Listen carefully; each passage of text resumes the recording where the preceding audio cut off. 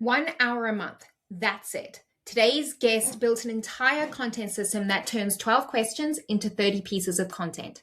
And he's giving away the exact formula. Welcome back to another episode. Today I am joined by Ben Adkins, who is the Chief Marketing Officer and Primary System Designer of 1 Hour Influencer. Ben manages a team that makes effective digital marketing as easy as completing a 1 hour interview every month.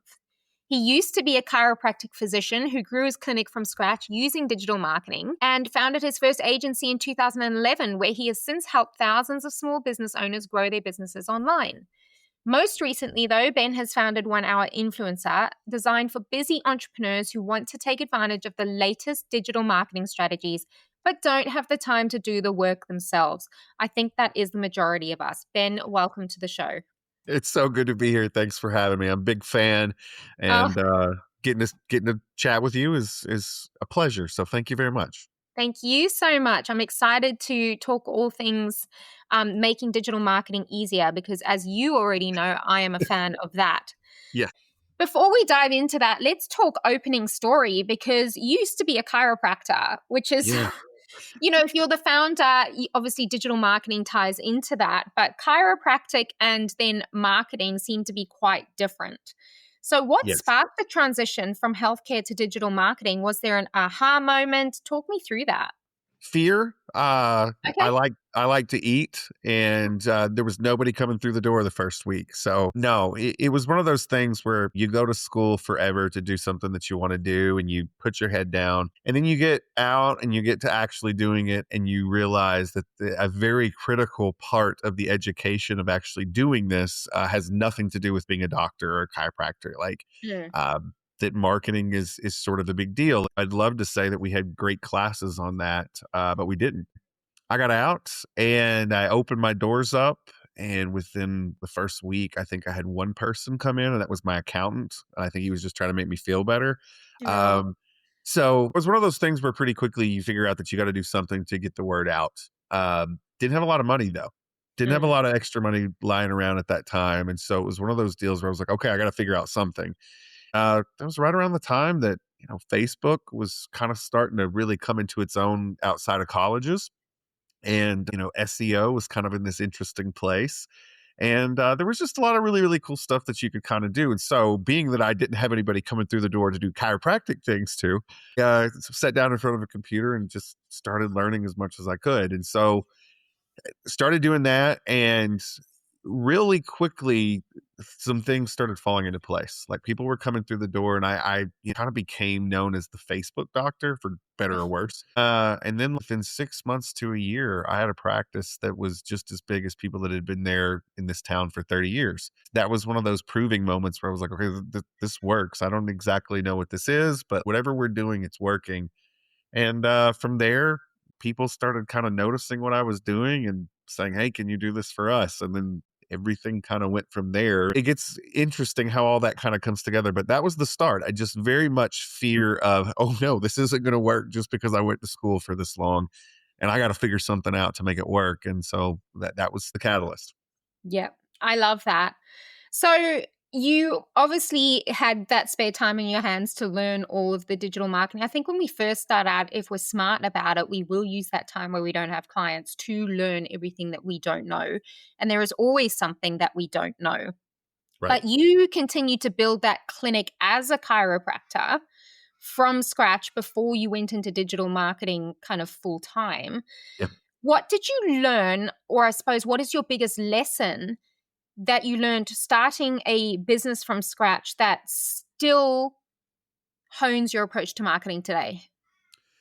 Well, it's interesting because when you first start and you're not busy because your business isn't going, you have all the time in the world to do the marketing. Mm-hmm. And so you're rocking that out, and everything's hustle, right? Everything about how your business grows in those first few years is hustle. It doesn't matter to you at the time what's doing it or what kind of hours you're having to put into it. It's hustle, and it works, and that's great. But the thing that caught me really, really quickly was I was in this position. I was like, okay, the busier that I get, the less time I have to do the things that got me busy. Mm-hmm. And So what would happen is we would sort of hit that where we were like, we're so busy. So the marketing would go down, and then we'd get where we weren't as busy. And then the marketing would go back up. This interesting sort of teeter totter. And really, really quickly, you kind of get to the point where you're like, okay, I got to do something that's different. Otherwise, there's no scale to this. Mhm. We hit a line, we're there, we can't get any busier without figuring something else out. And so, really, really quickly, I had to start figuring out pretty much from scratch, looking for anybody out there that was talking about this stuff at the time, but trying to figure out how do we build the marketing so that it's more of a machine and it's not built on just how much hustle I'm doing after work every night. Mhm. And right around that time, I had a kid born too. The time that I had to do this stuff was a lot less, and so it became an absolute necessity for me to figure out this problem. And it took a little bit, but that's the thing that's always stuck with me. It's like you can build a business from scratch, you can start companies and anything that you want to, but you're eventually going to run into that problem where you don't have any more time to hustle because you're in the business doing things. If you're a practitioner like I was, that's the thing that really locks in with me. And I think a lot of people get stuck there, and they get stuck there forever. They're in that teeter totter of, well, when I'm busy, I don't have time to do marketing. When I have time to do marketing, I'm not as busy. How do you fix that? Really fixing that and learning the systems to fix that, not only for my business, but how do you fix this in any business that you go into? That's something that I was always very interested in because I looked around too around that time and realized, oh, I'm not the only one with this problem. So there's lots of folks that are dealing with this.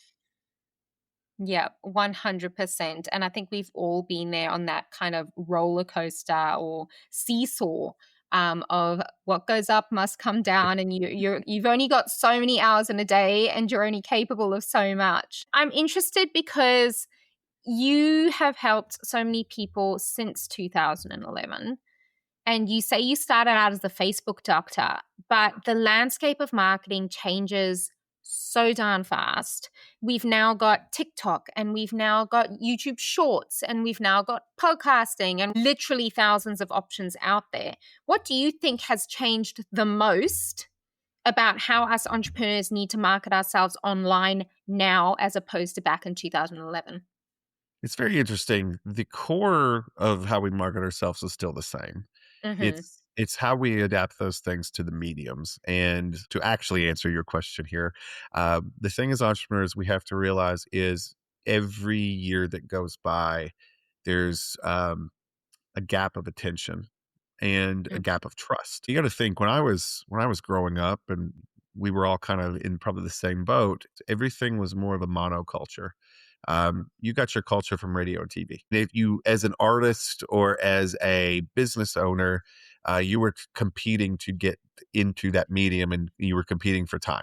That made it very difficult for anybody to get out there and get exposed. What happened with the internet, slowly at first, and then it's quickly progressed as we've gone with this, is we started to give people the ability to be really nerdy about whatever they're into and to find the medium that sort of fits that. Right. As entrepreneurs, we have to kind of figure out, okay, with the people that are really into what I'm doing or maybe into what I'm doing, what medium are they on? Because I think it's one of the traps that we get into as entrepreneurs is thinking that I have to be on every single platform that people are on. There are platforms that are better for your business. There are platforms that are not so good for your business. So number one, you got to kind of pick your platforms. What are the places you want to be? But then how do you get your message out there quicker?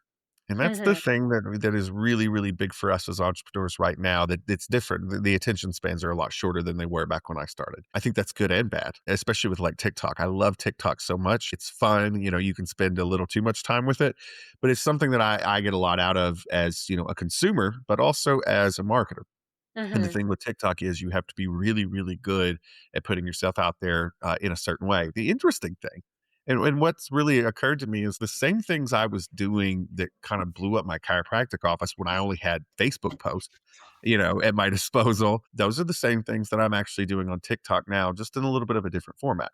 Yeah. And it's funny, the mediums have changed, the way that you attack these mediums change, but it's the same sort of content for business owners that we've always done. And sort of understanding that formula, and every business kind of has this baked in where there's this formula to do content that will go on the internet and that will actually grow your business and get you customers. Once you sort of get that formula, the mediums change, but it's applying that formula to all the different mediums. And so, like I said, there's a lot that's the same. Yeah. There's things that were working 200 years ago that are working right now, But the way that we have to deliver it is much different. Adapting and getting into that is incredibly important, but keeping your fundamentals sound, I think, is one of the big things. And that's why you kind of have to have a formula to know what to talk about. Yeah. 100%. So let's talk about the formula then, Yeah. because you have developed the 1 hour influencer system. From what I can gather, your company tells me that I can create a month's worth of content from just a single hour, 1 hour a month. Now, this is sounding a bit too good to be true, Right. right? So, can you break it down? How does this actually work? So it started at the chiropractic office, and I would love to tell you that this is some crazy internet marketing guru formula that we're so smart we came up with, but it's not. It's Yeah. really not. Anybody out there can do this, and something I've been excited to talk to you about. When I was in the chiropractic office, it was really interesting. When I started getting busy every single week, we started tracking this. We would get phone calls from people that were shopping. They were like, "I'm not going to go to you, this guy over here, this lady over here. What am I going to do?" They'd call and they were shopping for doctors and chiropractors. So they would ask us questions. We started kind of charting what questions they were asking. So cool. Kind of have that bit of data down. So don't know what to do with it yet, but it's there. We're answering the questions. Some people come in, some people don't. That's the way it goes. We also have patients coming into the office on a pretty regular basis at this point because the internet marketing stuff's going really, really well. They're asking a lot of the same questions. We're doing all kinds of different things, but they're all asking kind of the same questions. So it's really interesting. We start writing all these questions down. And what we do is we sort of create a database. What I found out, it's between 20 and 40 questions that people are asking your business week in and week out because somehow they've discovered your business for the first time and they need to know a little bit. And so getting into website mode and thinking that way, this is your FAQ, right? Like Mm-hmm. nothing fancy. This is something a lot of people miss out on when they're putting their website together or they throw one up not thinking about it. If you've been in business for more than a couple of years, you actually have a pretty good database of these questions. That's your FAQ. What we started to find out is those are the questions that drive all of your content. And there's variations of ways to ask these questions. And there's all kinds of new things that will come up that color those questions, but it's the same questions over and over again. And so one of the most important things that we do, and when I kind of got into like running a digital agency, completely by accident, by the way, but when I started running that digital agency, one of the first things that I do before we ever build anything for a client was we would say, hey, you have people coming in all the time. What are they asking when they come in? Your best customers, what do they ask you? What are the questions that pop up? You have people that are calling in or they're stopping in. What are their questions the first time they come in? That's a dentist. That's a restaurant. That is across the board, anything you can think of. And so we write these questions down. And what's very interesting, while most people are trying to come up with content, most of our clients' content is simply that. It is Mm-hmm. a rotation of these questions that are being asked by real people all the time, but pushed out to social media with that megaphone. And so started for us, we were doing this just with like Facebook posts because that's what we had. That was kind of the hot thing back then.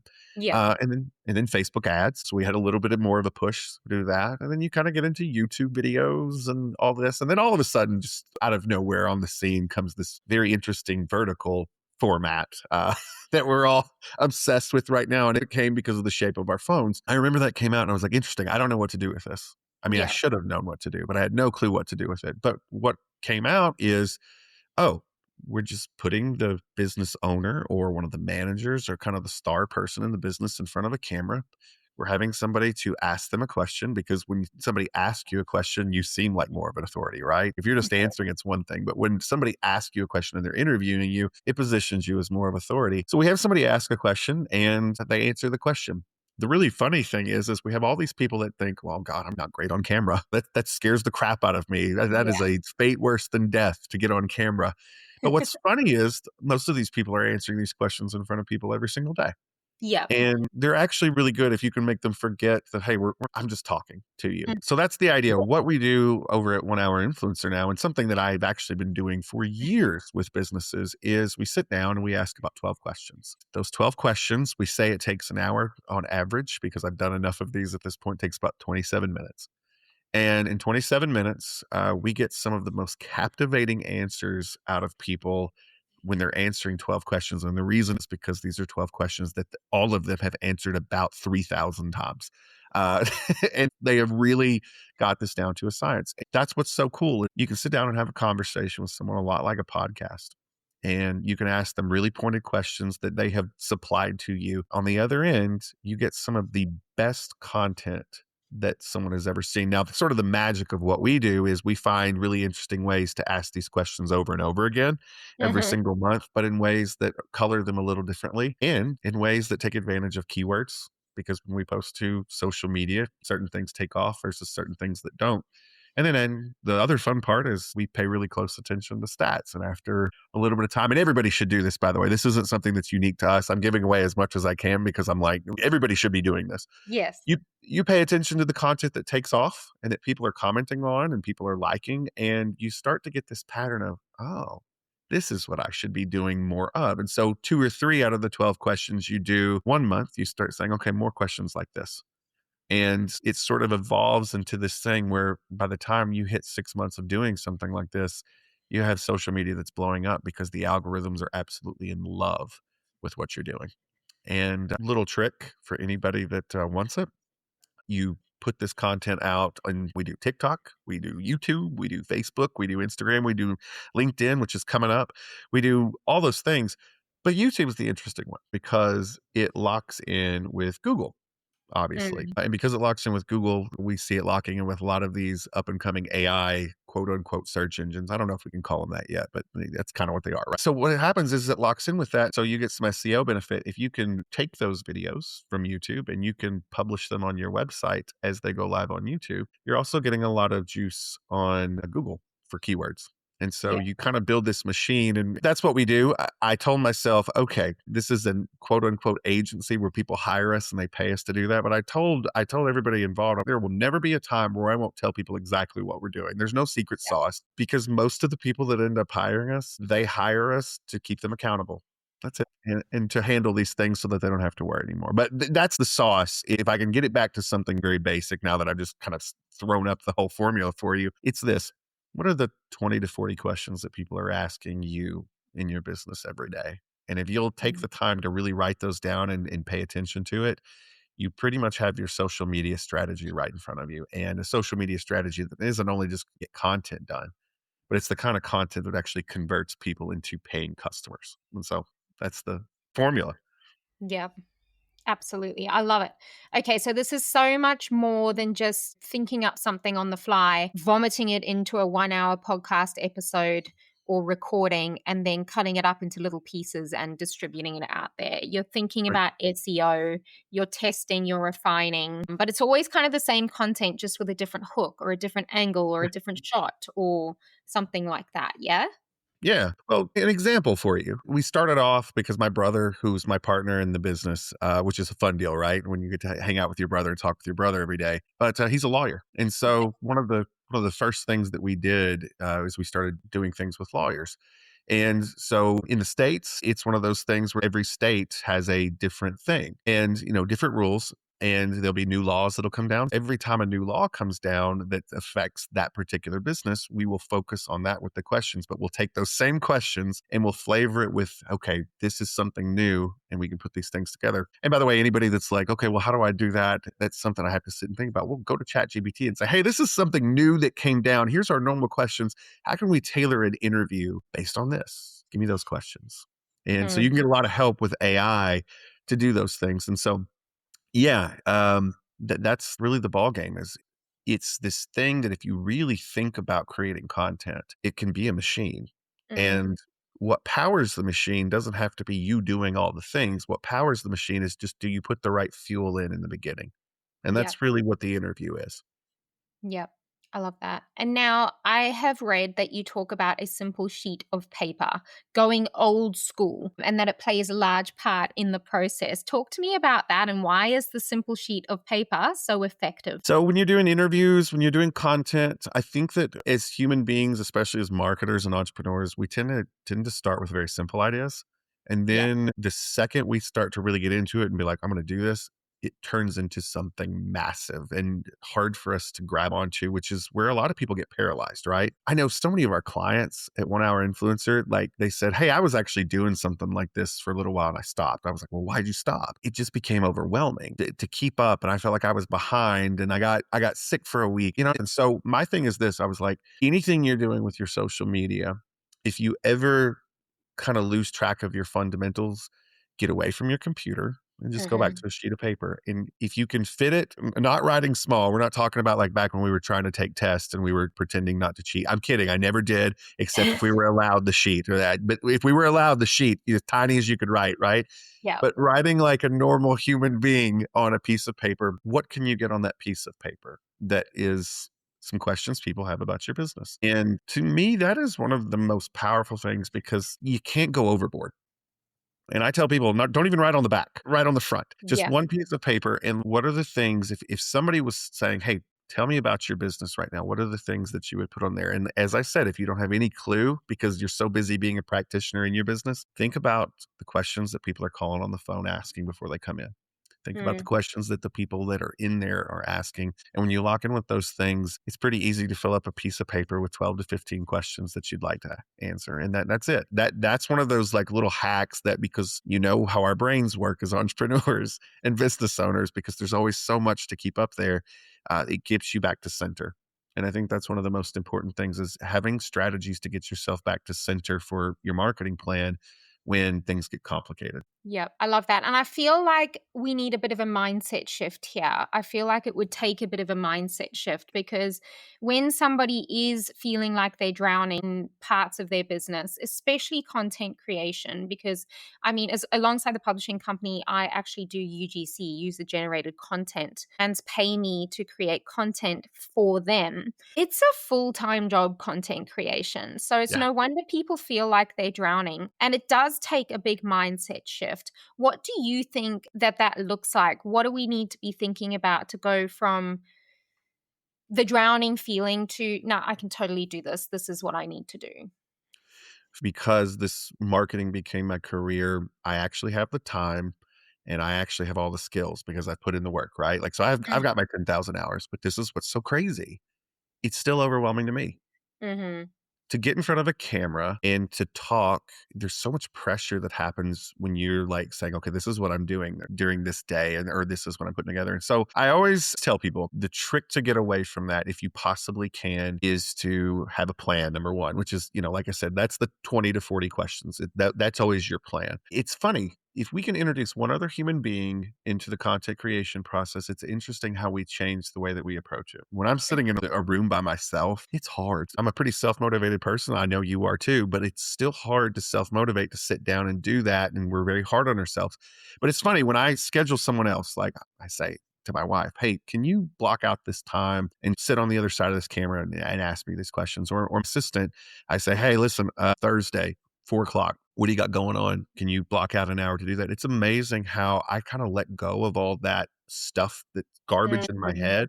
And it's just about, it becomes more about, am I being efficient with their time? And I think that's the thing. What we're doing and kind of the gospel that I'm preaching, whether, you ever become a client of ours or not, that's the thing that I'm trying to get across is if you're doing it right, 1 hour is really what it takes for most people. It really is. Because 12 questions, you're thinking, well, that's like 12 days of content if I post one thing a day. But out of 12 questions, what we normally get out of 12 questions is anywhere from 25 to 30 pieces of content. Mm-hmm. And so for most businesses, and like I said, we work with a lot of brick and mortars, but we work with a lot of online too. For brick and mortars, that's good enough.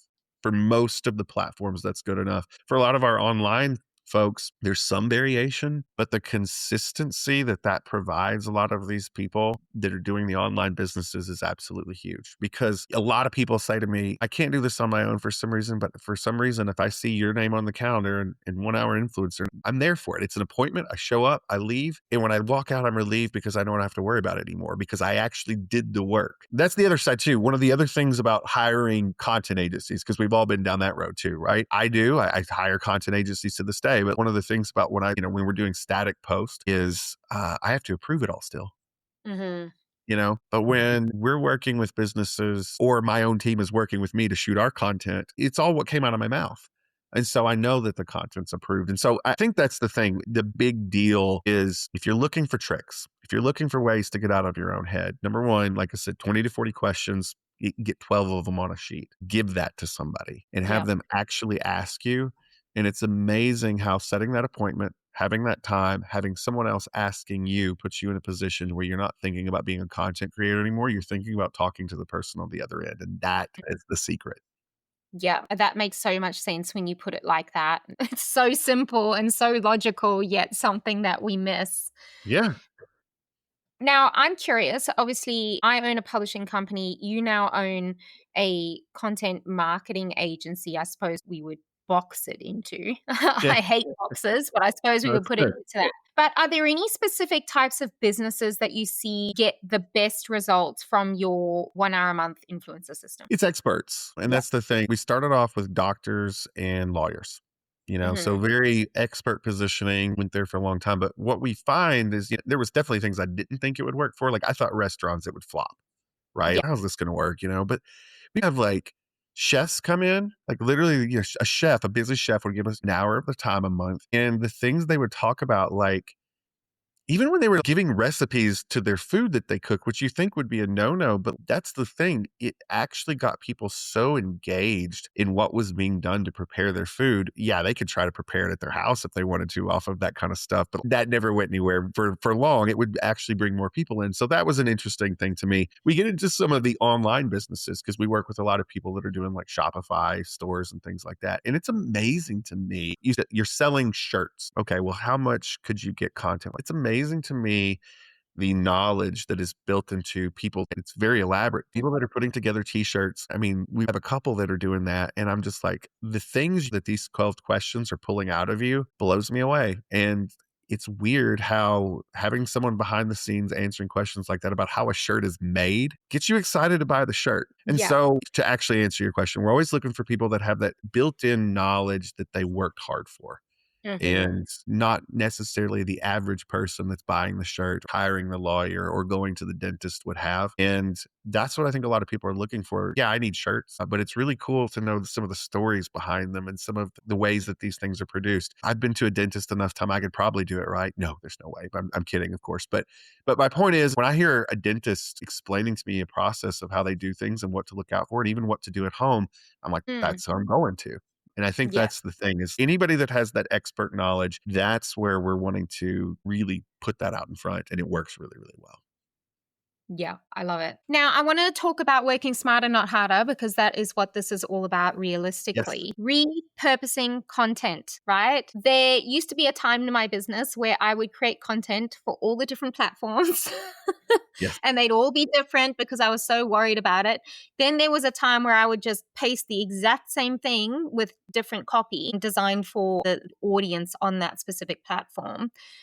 How can we repurpose our core content across all of these different platforms, Facebook, Instagram, LinkedIn, X, YouTube, Pinterest, all of the things, without it feeling super repetitive or making our audience think that we're just kind of being a bit lazy, I suppose?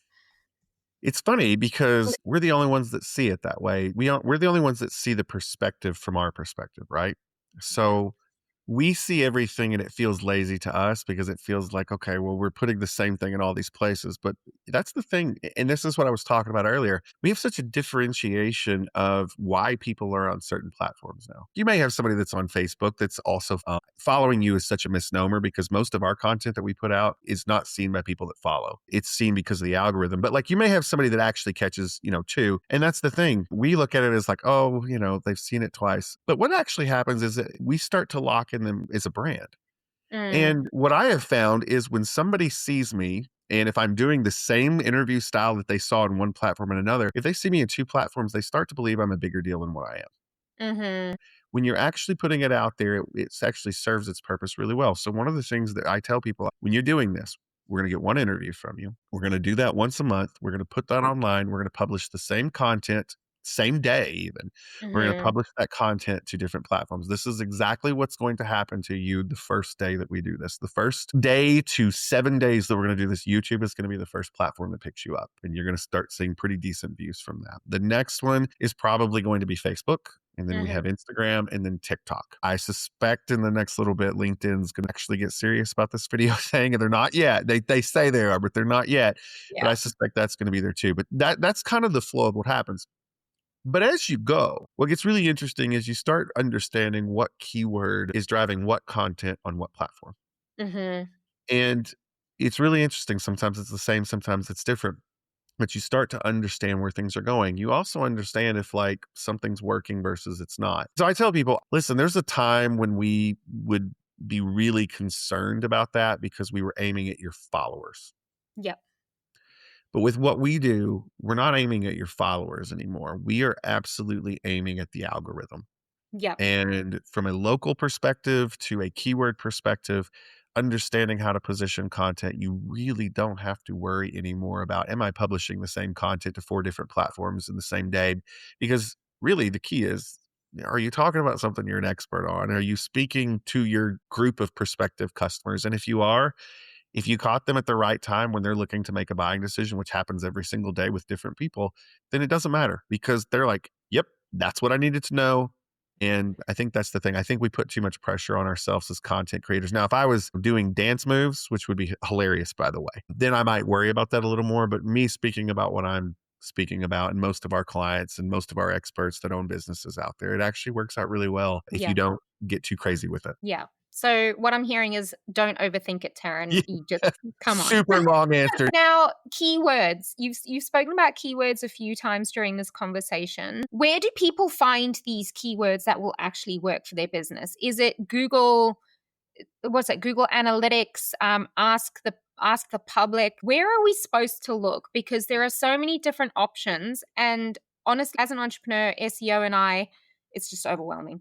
I'm just like you. I have been down every keyword rabbit hole there is, right? And what's really funny is it gets very simple and you just go back to the basics. What are the 10 to 20 to 40 questions that people ask? And it's funny how real people slip keywords in there. Because it's actually what they're searching for. It's actually what they need. For instance, my brother, he's an attorney. I told you that. Yeah. And he is an attorney in Missouri. He's also a very specific kind of attorney. He does workers' compensation. He Mm-hmm. helps people if they've been hurt at work. And what's funny is when we started his keyword stuff, I did all that stuff. And then like I started kind of looking at the questions he was getting answered. I'm like, oh, well, they said it.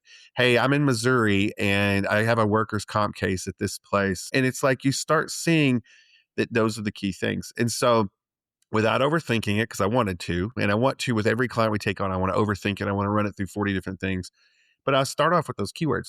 And then what I'm doing a lot of times to really dial it in is just the stats, really paying attention to what takes off. Because if you just throw in a little location data as a keyword, it will hit the right people. It Mm-hmm. really will. Not only the keyword that you pop in there, but it will see where you're coming from and it will show to those people because it thinks that your content has the best chance of like hitting those people first because of that. Yeah. So you put that out there, and after about a month or two, you start getting this data back. Most of the time, it's not data that I ever expect.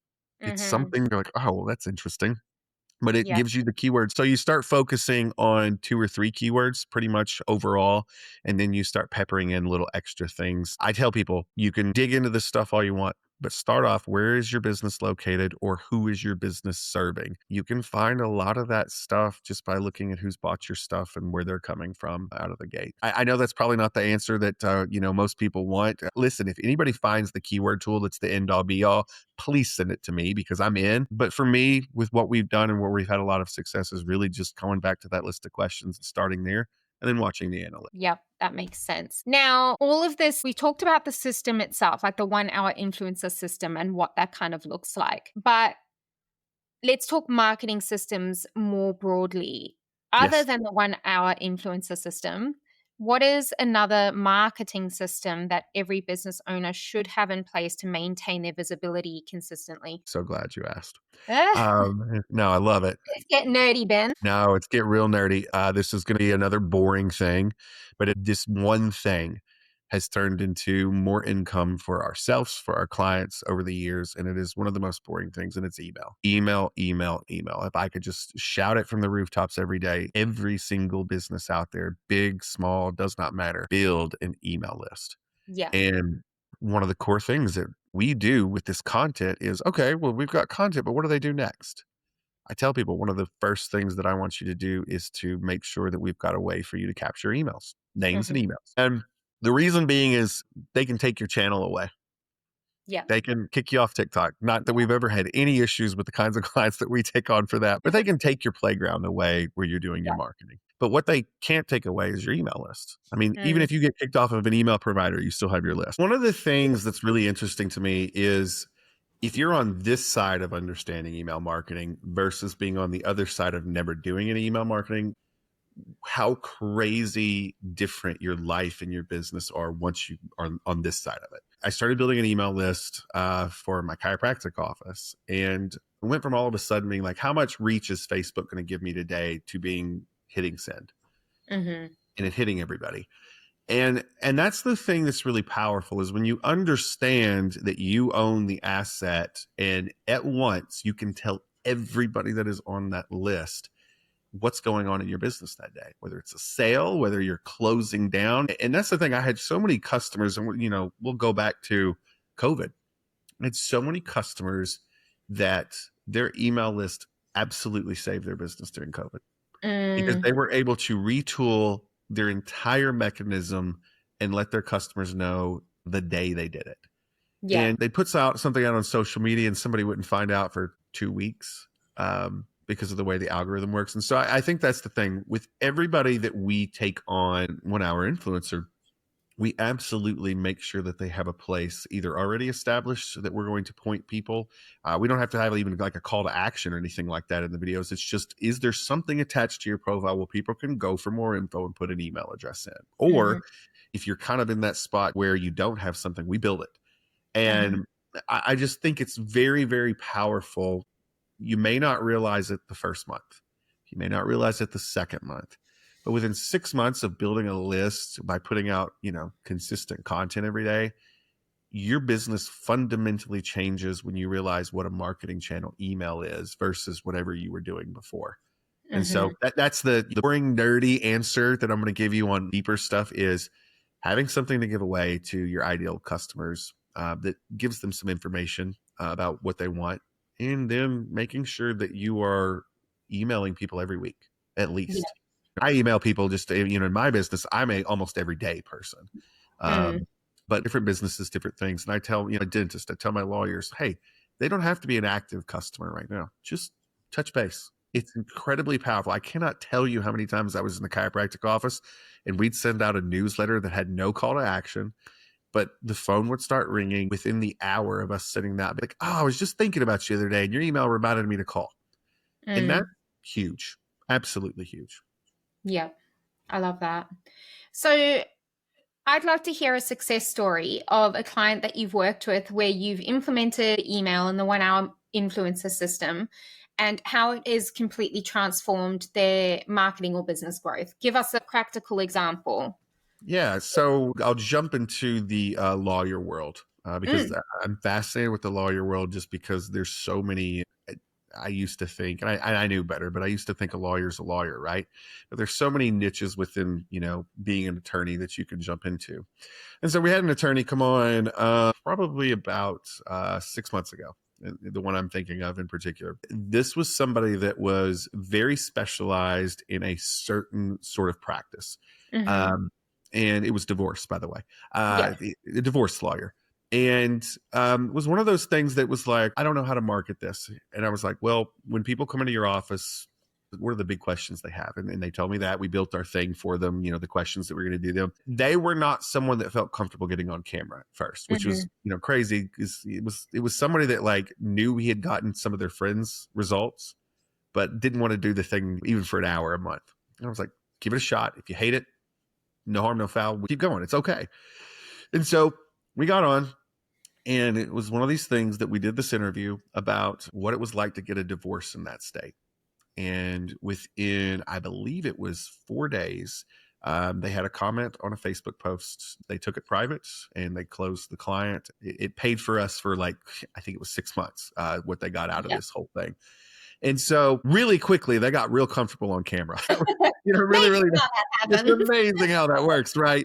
But what struck me is this was somebody that was absolutely uncomfortable on camera, great in front of a judge, great in front of in all the things they normally do, but felt really uncomfortable on camera, but was absolutely amazing on camera. And it was just one of those things where it was just because they were being interviewed. I think they kind of slipped out of the first few questions were a little. But after that, like the third, fourth question, I remember I was like, okay, this is great, because I was learning things and I was like, I hope I never have to hire you. But this is really, really good for anybody that has the misfortune of going through this. This is a service in itself. Yeah. whether they hire you or not. I was like, this is gold and it should be out there. This is a public service for this to be out there. After that, it was just this rolling stream of clients that needed them and they felt comfortable hiring them in this very vulnerable part of their life because they had seen something that proved to them that they were an expert. There's lots of different businesses we work in, but that one sticks out to me just because they were so anti-camera at first. I convinced them, they thought that they could just do the audio and put a picture. I'm like, no, it's not the same. But real quick, they got really good with it. And I'm very, very proud of the results. I can't really say that we got them. You know, we do all the routing, we build the machine, but it was absolutely them getting out of their comfort zone and doing it. And this is someone that deserves to be as big as they've started to get with the internet stuff. And it's cool to see. Beautiful. Lovely. Now, Ben, is there something that we haven't spoken about on this podcast yet that we should have? No, I knew this because, like I said, I'm a listener, but you are really good at the questions and the digging in. And I think there is a lesson here for anybody that listens to you on a regular basis or is brand new. It's a lot of the ways that we do our interviews that get the content out. We start with a question, but it's the answer that we take. Oh, let's go a little deeper into that. And that's where things really balloon out. And when you're doing the kind of content that we do, if you want to like do this on your own, really pay attention to the rabbit holes you go down as you're answering your questions and have somebody sitting across from you that will follow up on that. You could listen to exactly what you were doing to me. And there's so much magic in that. And you know, it hits me because I do a lot of podcasts and man, a lot of people don't know how to do that. But you're really good dude. So anybody that's listening, that's something that has to be called out. And so anyway, there you go. Yeah. This is a masterclass in extracting information. Yeah. I do have a degree in criminology, so maybe okay, there we go. That makes sense. Digging into the psych depths. That's so funny. Ben, it has been such a pleasure having you on the show, and I love how you have simplified content marketing. It is something that I do in my own business, and it's gold. So if you can create a strategy and a system and implement it consistently, you will see results. And of course, if you don't have time, you know who to go and call. Go and see Mr. Ben Adkins over there at 1 Hour Influencer. All of his details will be inside the show notes. But before I let you go, Ben, I want to selfishly grow my to be read list in case I ever have 800 years to do nothing and just read books. We have a tradition on the podcast called the book drop, and we want to know what book has impacted you either personally or professionally. I always have several in rotation, but there's one that I just recently went back to that is probably going to bore most people to death because it's not a business book. I mean, if you're a business nerd, you wanted a business book, but this is not really a business book. It's a sports book. Cool. And I'm usually not into sports books, but like this one was about, it's called Blood in the Garden. And it's about the New York. Yeah, right. It's about the New York Knicks. Kind of in that period, it goes through the period where, they were trying to get to the championship. And it's the story of this team that could just never quite get there. And what I got out of it, and the reason I love this book is it really gets into the different coaches they had. Once again, things I'm usually bored with, but like gets into the coaches, the philosophies they had, and why certain things worked with the personalities that were there. One of the things I took besides the coaching and why that was important was the level of how hard these people work, these basketball players, just how intense it was and how anybody that doesn't work that hard, talent will take you so far. But it's the hard work that really gets you there. And so I don't want to spoil the book, but it's one of those things that if you're an entrepreneur, it'll hit you in a different way than most of the stuff you're reading. But I absolutely love that book. It's one I keep going back to at different times. It's a fun ride, especially if you happen to be a basketball fan. Yeah. Beautiful. Thank you so much, Ben, for being a guest on the show. It has been an absolute pleasure learning all about the 1 Hour Influencer. Thank you for having me.